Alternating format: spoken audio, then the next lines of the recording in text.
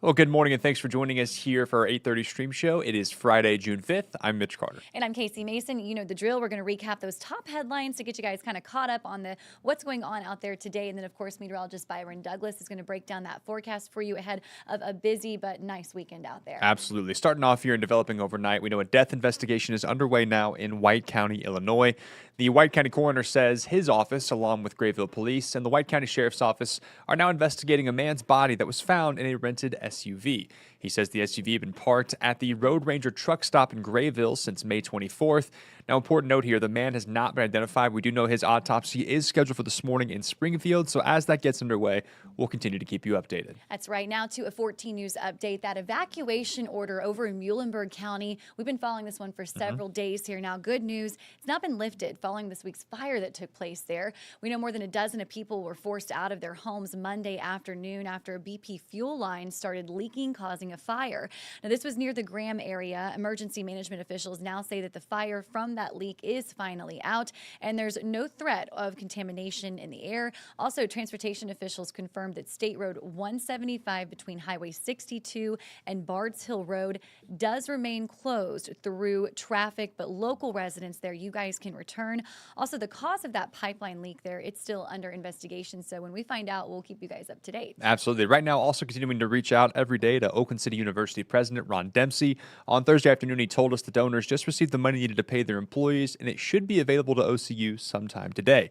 However, he says the bank will probably hold it and checks won't be generated until next week. Dempsey says then they'll be able to pay back the May 8th and May 22nd payroll, with June 5th's payroll coming later. We've reported new time frames now from Dr. Dempsey several times over the last 6 weeks. We've also reached out to him about refunds for students who have paid housing or their deposits, and he says those students are being reimbursed. All right, actually, following that recent closure there of OCU, Southern Indiana Workforce and Work One stepped in to host a job fair to help laid-off staff find some new jobs. In fact, the event at Wood Memorial High School included businesses like Amcor, Deaconess, and the YMCA. We know more than 60 companies were all involved in this. Organizers say that their goal here was just to lend a helping hand to those that are trying to find employment once again. We at Southwest Indiana Workforce and Work One wanted to ensure that individuals that have lost their job have adequate resources and job opportunities offered to them. All right, if you missed out on this event here, Work One is hosting another job fair next Thursday, the 11th in Evansville. Let's end things on a light note. Absolutely. Well, finally, happening today, it's National Donut Day, and to celebrate, there are several ways you can score free food and other deals at donut shops all across the tri-state. Over at Dunkin' Donuts, customers can get a free donut with any beverage purchase. Meanwhile, at Krispy Kreme, you can get a free donut of your choice with no purchase necessary. Over at Parlor, you can pick up one of their fan favorites, which is the French Toast Donut, absolutely free. And finally, Donut Bank offering customers one free assorted donut, no purchase necessary. I am very happy about that last news headline there. In fact, our assistant news director just brought a box of donuts from Adam from the Salvation Army. So they dropped those off for the news. What a hero. Nice. So we're going to wrap this up, and I'm going to go get my donut. But thank you guys for hanging out with us. And Mitch Carter, I'll grab you one too, okay? Sounds good. Appreciate that. Right now, 8:33 for those joining us. Don't go anywhere. Byron Douglas up next. We'll look at your forecast. Should be a beautiful Friday. He'll also look ahead to the weekend. Stick around. Stay informed on your local news and weather throughout the day by watching the 14 First Alert streaming shows. At 8:30 a.m., get your First Alert forecast to plan the day ahead and catch up on the news that happened overnight with the 14 News Sunrise team. In the afternoon, get the latest headlines, forecasts, and a preview of the stories we're working on with the 14 First Alert streaming show at 2:30. And get an in-depth look at the 14 First Alert forecast so you're ready for the next big thing with the 14 First Alert weather show at 9 p.m. Watch the 14 First Alert streaming show that fits your schedule and works best for you. Streaming on your phone by downloading the 14 News app and the 14 First Alert weather app. On your smart TV by using the 14 News streaming app. And stream anytime on Facebook, YouTube, or on 14news.com.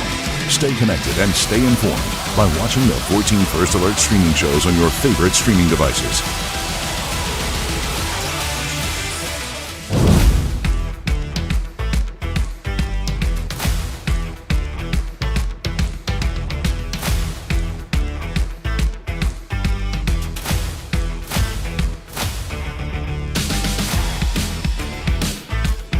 Good Friday morning. I'm meteorologist Byron Douglas. Hope everyone's having a super day. We'll cover the rain and storm chances. It's been a decent week.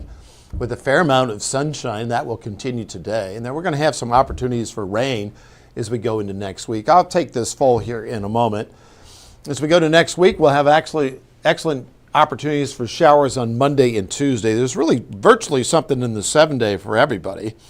And then it's going to feel like mid-July at the end of next week. And then a fairly quiet weekend, very limited as far as our showers are concerned. They'll generally set up north and west of the viewing area. So I wanted to start with that. And if you're going to Friday after 5, and they're going to have all kinds of music down there, Flat Stanley, and then a Journey tribute. So that gets started there at 5:84 during that time frame. And then at 10 o'clock at night, temperatures will be dropping into the 70s. Cheyenne, Laura, good morning to you. Hope everyone's doing well. And let's take a look at the mowing forecast. Looks pretty good for today. In fact, if you like low humidity during the afternoon, about 40% humidity, and then it's going to increase over the weekend. So some downtime potentially on Sunday, and then Monday and Tuesday, poor conditions with rain on the way. Now, I have talked with folks that, especially that have mowing services, they can mow with a little bit of rain in the forecast. And a shout out to Donut Bank. We have donuts here from Donut Bank that arrived about 5 minutes before we started the stream. So we'll use a late coffee forecast if you had not to 9 or loaded up that coffee. We're currently at 71 degrees. We bounced off a low of 60 this morning, and we had some 50s in the outlying areas. Let's make a stop here on Doppler. Got some showers out through northern Missouri. A little bit of lightning there. There's just a wide view. We'll tighten that up. Pretty quiet across the U.S. Got some showers out north and west there of St. Louis, Quincy, Illinois, and then up through Chicago and Milwaukee. Seeing some rain, and then on Lake Michigan up to about into Muskegon, Michigan. That's where Tanner Holbrook in the Grand Rapids Market 14 alum is working. 86 for a high as we go through the afternoon. Then for tonight, not as cool, down to 68. And then for tomorrow, mostly cloudy early. I think we'll have a spotty shower potentially during the morning, but you see the percentages there are low. And then more in the way of sunshine as we go into the afternoon. The winds are going to pick up here the next hour or so, gusting 20 to 25 during that stretch. So you have the arrows moving along to indicate the breezier conditions. Decent heading out tonight. Now watch Saturday morning. We'll start out with clouds. If you wake up tomorrow and see a spotty shower or wake up to some wet pavement, it's not going to be an all-day event. So if you have a pool day and you're like, we're going to be stuck in the clouds, we'll ward those off during the afternoon and see a fair amount of sunshine. On the cloud guide, it's kind of a split decision, as I mentioned. And then Sunday's been trending kind of mostly cloudy. We'll have a chance of rain during the morning, a few isolated thunderstorms during the afternoon. For Saturday and then Sunday, we're under a general risk for thunderstorms, so I'm not anticipating anything in the way of severe weather. Now let's go into the GFS modeling. Good signals on this on Tuesday, that Monday and Tuesday. Up next week, we're looking at some rain. I'm not expecting much here in the way of severe weather, but even during the Monday morning commute. And I want to show you the rainfall guidance because I've talked with farmers. Show me how much rain we're going to get. This even takes us into Wednesday afternoon. So some of the guidance into Wednesday, we'll probably be making some adjustments into Wednesday of next week. All right, as I mentioned, dry over the weekend. This is Sunday night into the pre-dawn hours. We'll keep an eye on Evansville, Bowling Green. I just highlighted our kind of regionally as far as rain is concerned. But we're kind of, you see the purples there and blues indicating that we have the potential for up to a couple of inches of rain. This is into Wednesday morning. So kind of a range of 1 to 2. It's a little early yet in the game. And we still, generally the remaining areas under drought conditions are generally across western Kentucky. Abnormally dry across some of our counties in southern Illinois. Well, something for everybody, 86 today, low humidity. Then you bookend that with Thursday of next week at 94, a big crooked number. And then, you know, if there's a pick day in the surveys, most folks would pick a Monday for rain, so we have decent chances. The changes that we can see over the weekend, I'll be working Saturday. would be Sunday. We could go cloudy, and some of that rain could get into Sunday afternoon. So just keep that in mind if you have a picnic or plans Sunday afternoon. Those percentages could increase a bit, so that's something we'll be keeping an eye on. So I just want to give you an update here on this beautiful Friday. And if you have now, we're looking at temperatures in the 70s right now. Yes, Mary Beth, we had a question. Casey Mason is staying here at 14 WFIE.